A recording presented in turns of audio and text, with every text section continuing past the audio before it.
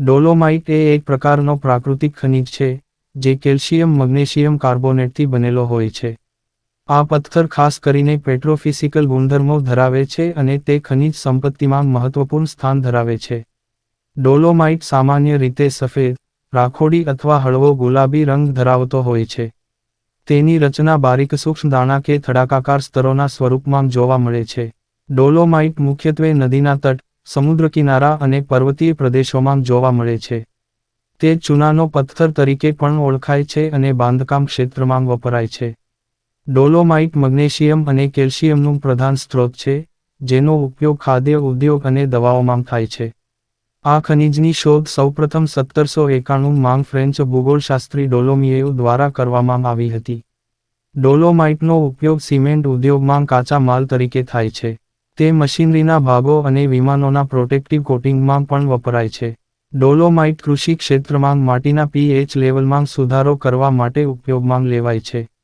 તે ગરમી પ્રતિકારક અને ઓગળવાની તીવ્રતાને કારણે પાતળા પાટા બનાવવા માટે ઉપયોગી છે. ડોલોમાઇટના ખડક પૃથ્વીના લગભગ 2% પથ્થરમાળાનો ભાગ બને છે. આ ખનિજનો ઉપયોગ કાચ ઉત્પાદનમાં પણ થાય છે.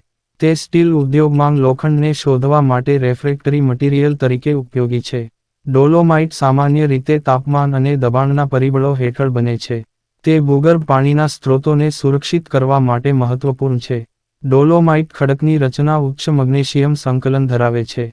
ડોલોમાઇટના સૌથી મોટા ખાણો ભારત, બ્રાઝિલ, ઓસ્ટ્રેલિયા અને ઇટાલી ખાતે છે.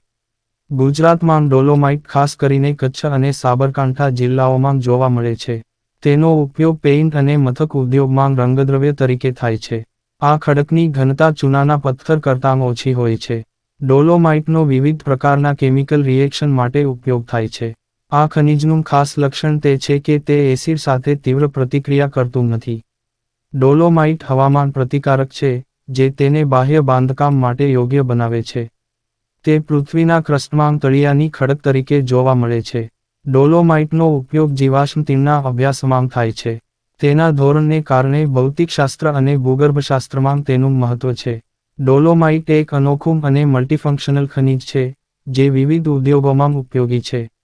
આ પ્રકારના પ્રાકૃતિક સંસાધનોનું સંરક્ષણ અને યોગ્ય ઉપયોગ ભવિષ્ય માટે મહત્વપૂર્ણ છે.